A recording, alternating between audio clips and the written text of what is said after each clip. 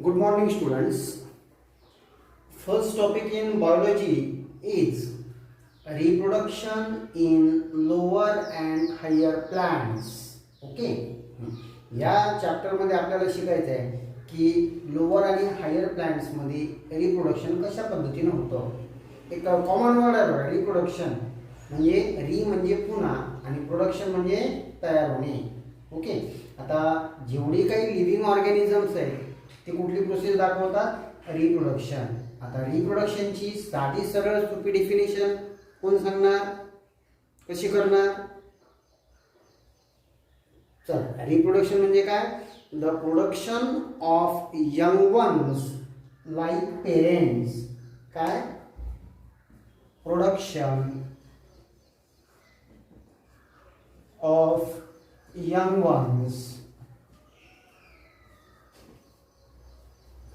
like parents.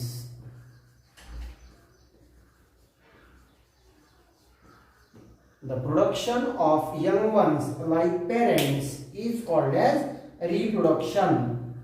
Okay, आता reproduction हे मी आधीच सांगितलंय काय, सगळे लिव्हिंग ऑर्गॅनिझम मध्ये ही रिप्रोडक्शनची कॅरेक्टरिस्टिक्सच असतात. म्हणजे one living organism can produce like themselves. जसं आपण जमिनीमध्ये गव्हाचे बी पेरलं तर त्याच्यापासून गहू उगवतो. जर आंब्याचे बी लावलं तर त्याच्यापासून आंब्याचं झाड तयार होतं. ओके, ॲनिमल्समध्ये सुद्धा one dog reproduce dog. Human being can reproduce another human being. म्हणजेच काय? Production of young ones like parents which are identical, genetically पण आणि मॉर्फॉलॉजिकली पण ते पेरेंट्सला सिमिलर असतात. त्याच प्रोसेसला काय बोलायचं? Reproduction. Reproduction is very important because it maintains the continuation of species as well as maintains the continuity of life. आता या चॅप्टरमध्ये आपल्याला शिकायचं आहे रिप्रोडक्शनचे टाइप्स. सांगा बरं. रिप्रोडक्शनचे दोन टाइप्स आहेत. पहिला आहे asexual reproduction, asexual, and second is sexual reproduction. Okay, आधी आपण माहिती करून घेणार असेक्शुअल रिप्रोडक्शन म्हणजे काय. असेक्शुअल रिप्रोडक्शन म्हणजे production of genetically identical progeny, production of genetically identical progeny from a single parent. म्हणजे त्या रिप्रोडक्शन मध्ये फक्त पॅरेंट सिंगल असतो आणि त्याच्यासारखा नवीन लिव्हिंग ऑर्गॅनिझम किंवा स्पेसीज तयार होत असतं. त्या मोड ऑफ रिप्रोडक्शनला काय म्हणणार तुम्ही? Asexual reproduction. मग असेक्शुअल रिप्रोडक्शन म्हणजे काय? The process of production of genetically identical progeny from a single organism is called as asexual reproduction. Okay, आता त्याच्यामध्ये दोन पेरेंट नाही, पेरेंट कसा असतो? सिंगलच असतो. त्यामुळे it does not involve the fusion of two compatible gametes or sex cells. Individuals produced in asexual reproduction are मॉर्फॉलॉजिकली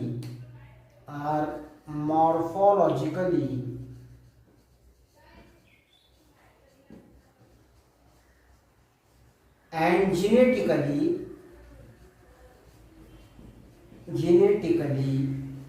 similar. कुणाला? Similar to their parents. म्हणजे असेक्शुअल रिप्रोडक्शननी जे काही इंडिव्हिज्युअल्स तयार होतात they are morphologically and genetically similar to their parents. समजलं? Asexual म्हणजे तिथे फ्युजन होत नाही, म्हणजे फक्त इन्व्हॉल्वमेंट कुणाचं असतं? Only single parent. मग तो सिंगल पेरेंट तो अगदी त्याच्यासारखाच नवीन स्पेसीज तयार करतो. त्या मोड ऑफ रिप्रोडक्शनला काय म्हणणार तुम्ही? Asexual reproduction. कळालं? आता इथून पुढचा टाईप आहे, there are various types or modes or veg by which asexual reproduction occurs. म्हणजे पुढचा टॉपिक आहे आपला modes of asexual reproduction.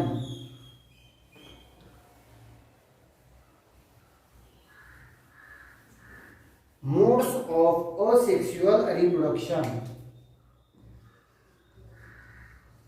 Modes of asexual reproduction ह्याच्यामध्ये पहिला आहे फ्रॅगमेंटेशन. पहिला मोड ऑफ असेक्सुअल रिप्रोडक्शन काय आहे? फ्रॅगमेंटेशन. आता फ्रॅगमेंटेशन म्हणजे काय? फ्रॅगमेंट्स म्हणजे काय? जसं एक ऑब्जेक्ट असेल तर त्याच्या स्मॉल स्मॉल ब्रँचेस तयार करतात. त्या स्मॉल ब्रँचेसला काय बोलाल तुम्ही? कॉमन वर्ड आहे बघा, फ्रॅगमेंट. एक object divides into small branches. मग त्या स्मॉल ज्या ब्रँचेस असतात त्या प्रत्येकाला तुम्ही काय बोलणार? फ्रॅगमेंट्स. मग आता फ्रॅगमेंटेशन मध्ये काय होतं? Multicellular organisms can break into small fragments due to one or more other reasons. मग त्या मोडने जे रिप्रोडक्शन होतं त्याला काय बोलायचं? फ्रॅगमेंटेशन. काय बोललो मी? मल्टीसेल्युलर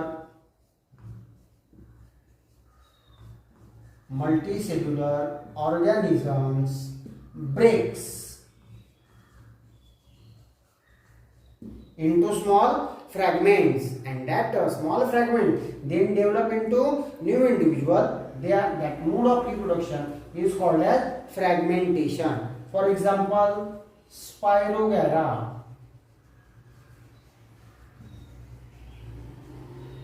स्पायरोगॅरा म्हणजे एका स्पायरोगॅरापासून दुसरा स्पायरोगॅरा तयार होतो. तो काय करतो? एक स्पायरोगॅरा डिवाइड होतो टू और मोर fragment, and then after some period that each fragment develops into a separate spirogyra. That mode of asexual reproduction is called as fragmentation. कळलं? त्याच्यानंतर दुसरा मोड ऑफ रिप्रोडक्शन आहे बडिंग. काय बोललो मी?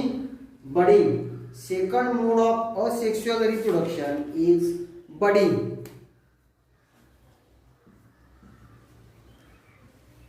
बर्ड शब्द ऐकला असाल बघा तुम्ही, प्लांटला रिलेटेड बर्ड. आता बडिंग म्हणजे काय? बडिंग कुणामध्ये होतं? युनिसेल्युलर ऑर्गॅनिझम मध्ये. कुणामध्ये? युनिसेल्युलर ऑर्गॅनिझम्स मध्ये मोड ऑफ रिप्रोडक्शन त्याला काय बोलायचं? बडिंग. मग आता या युनिसेल्युलर ऑर्गॅनिझम मध्ये काय होतं? It takes place during favourable conditions by producing one or more outgrowth. त्याच्या जसं डायग्रामच काढतो आम्ही. हा आहे तुमचा पॅरेंट सेल. पॅरेंट. मग आता याच्यापासून असं काहीतरी आउटग्रोथ निघते. That outgrowth is called as bird. Okay, हा झाला तुमचा पॅरेंट. एकच होता. आता हिची जी आउटग्रोथ निघाली बघा, ही आउटग्रोथ आहे. दॅट आउटग्रोथ आणि हा न्यूक्लियस. इथे सुद्धा काही काळानंतर काय तयार होतो? न्यूक्लियस. मग आता याला पुन्हा परत आउटग्रोथ तयार होते. याला परत, म्हणजे अशा पद्धतीनं चेन ऑफ बर्ड्स जी आउटग्रोथ असते त्या आउटग्रोथला काय बोलायचं? बर्ड. म्हणजे आधी त्या पॅरेंट पासून काय फॉर्म होतात? Birds. And then each bird grows into separate individual. That mode of asexual reproduction is called as budding. मग हे कोणामध्ये बघायला मिळते? Unicellular organisms. याचं एक्झाम्पल घेऊ आपण. ईस्ट.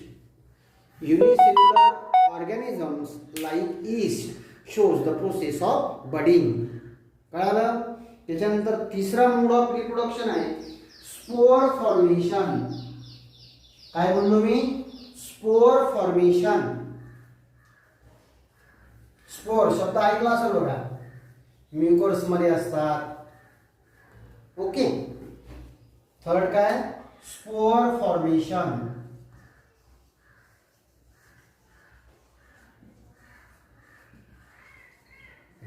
आता स्पोर फॉर्मेशन कोण दाखवतं ते बघू आपण. It occurs by flagellated mobile zoospores which can grow independently. काय बोललो मी? इट ऑकर्स बाय फ्लॅजेलेटेड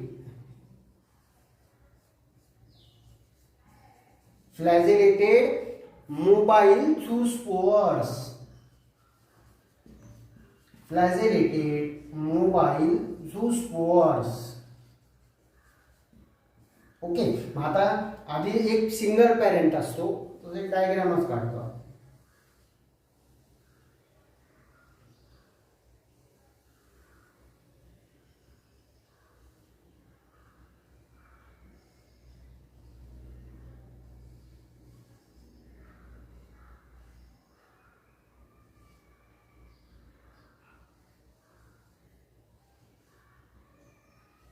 ओके, आता ह्याच्यापासून नवीन फ्लॅजिलेटर, याला बोलायचं फ्लॅजिलेटेड झूस्पोअर.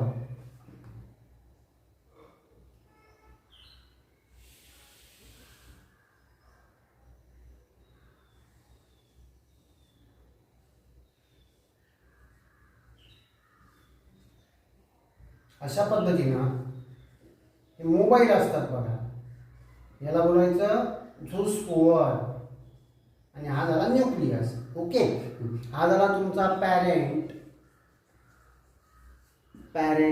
सेल. या पॅरेंट सेल पासून असं आउटग्रोथ ज्याला निघाली त्याला बोलतात फ्लॅजेला. काय बोलायचं? फ्लॅजेला.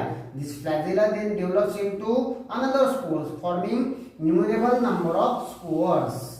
आता आधी स्पोर फॉर्म होतात and that spore develops into new individual, that's why it is called as spore formation. Okay, Chlamydomonas example. Chlamydomonas मध्ये जे रिप्रोडक्शन होतं त्याचं काय नाव, काय मोड आहे त्याचा?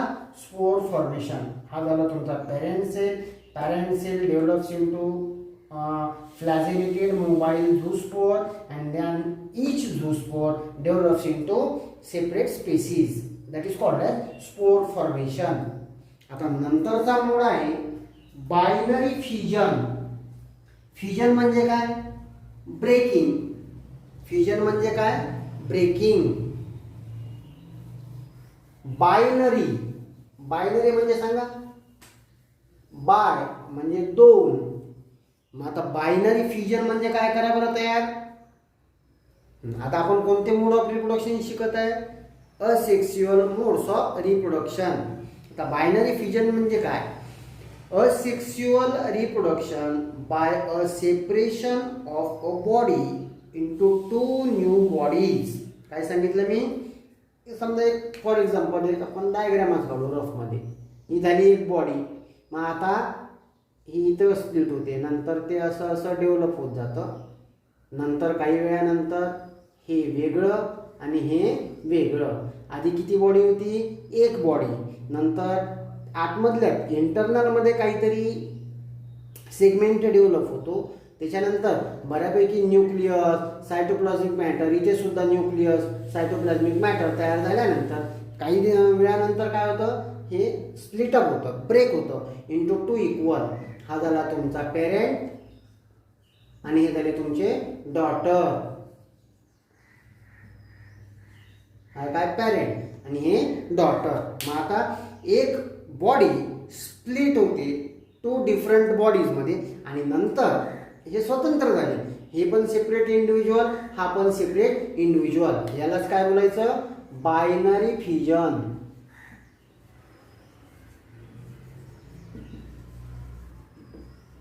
बायनरी फ्युजन समजलं? आता बायनरी फ्युजन मध्ये काय? Asexual reproduction by a separation of body into two new bodies is called as binary fusion. समजलं? हे कोणत्या ऑर्गॅनिझम मध्ये होतं? Amoeba. AMOEBA. Second example paramecium. PARAMOECIUM. Amoeba, paramecium. ह्याच्यामध्ये जे मोड ऑफ रिप्रोडक्शन आहे त्याला काय म्हणतात? Binary fusion. ओके, तुमच्या टेक्स्टबुकमध्ये नंतर दिलंय बघा. कोनिडा फॉर्मेशन, गिम्युल्स फॉर्मेशन, व्हेजिटेटिव्ह प्रपॅगेशन. ओके, म्हणजे टोटल 7 मेथड्स आहेत तुमच्या सिलेबसला. कोणत्या? असेक्सुअल रिप्रोडक्शनच्या. आता कोनिडिया फॉर्मेशन म्हणजे काय? कोनिडिया हे प्लुरल आहे, त्याचं सिंग्युलर कोनिडियम. आता हे कोनिडियम म्हणजे काय? It is an asexual non motile spore of fungus. कशाचं? फंगसचं non motile spore which are borne on specialise stalks called conidiophores. म्हणजे ज्याच्यावर त्या स्टॉक म्हणजे का कुठला तरी एक पार्ट, त्याला बोलायचं कोनिडोपोर्स. त्या कोनिडोपोर्सवर काय फॉर्म होतात? Non motile spores. आणि ते नॉन मोटाईल स्पोर्स काही वेळानंतर डेव्हलप होतात नवीन फंगसमध्ये. त्यामुळे त्या मोड ऑफ रिप्रोडक्शनला काय बोलणार? Conidia formation. त्याच्यानंतर नेक्स्ट आहे गिम्युल्स फॉर्मेशन. आता गिम्युल्स म्हणजे काय? It is an asexually reproduced mass of cells. Gemmules म्हणजे काय? Mass of cell. तो सेल कसा तयार झाला आहे? Asexually. So is an asexually reproduced mass of cell. आता या सेलमध्ये ॲबिलिटी असते कशाची? To produce new individual. It then after some time develops into new individual. म्हणजे आधी काय फॉर्म होतं? गिम्युल्स फॉर्म होतात. मग ते प्रत्येक gemmule then develop into new individual. That's why it is called as gemmular formation. आता last mode of reproduction asexual reproduction काय आहे? व्हेजिटेटिव्ह प्रॉपॅगेशन. व्हेजिटेटिव्ह प्रॉपॅगेशन तुम्ही शब्द ऐकलेत का? Budding, grafting. ओके. आता गुलाबाचं कलम लावतो बघा आपण. एक गुलाबाची फांदी, त्याच्यावर दुसऱ्या गुलाबाचं फांदी, ते अगदी व्यवस्थित दोरीने बांधतो, त्याला बोलायचं बडिंग. म्हणजे रूटवर. मग आता बडिंगचे वेगळे प्रकार आहेत, ते आपण पुढे शिकणारच आहोत. सध्या व्हेजिटेटिव्ह प्रॉपॅगेशन म्हणजे काय सांगणार तुम्ही? It is a form of asexual reproduction in plants in which multicellular structure detached from the parent plant and develop into new individual. Okay. काय सांगितलं मी? Multicellular structure detached from a parent plant and develop into new individual. म्हणजे एखाद्या प्लांटचं समजा route त्या प्लांटपासून वेगळं करायचं आणि त्या रूटवर काहीतरी क्रिया प्रक्रिया करून त्याच्यापासून काय तयार करायचं? नवीन प्लांट. ओके. काही काही प्लांटचं स्टेम वापरतात, रूट, स्टेम. काही काही प्लांटचे लिव्स सुद्धा वापरतात. म्हणजे रूट, स्टेम, लिव्स हे कोणते पार्ट्स आहेत प्लांटचे? Asexual parts. ओके. मग त्या असेक्स्युअल पार्टपासून परत नवीन तसंच प्लांट तयार करायचं, याला काय बोलायचं? व्हेजिटेटिव्ह प्रॉपॅगेशन. ओके. समजलं? चला.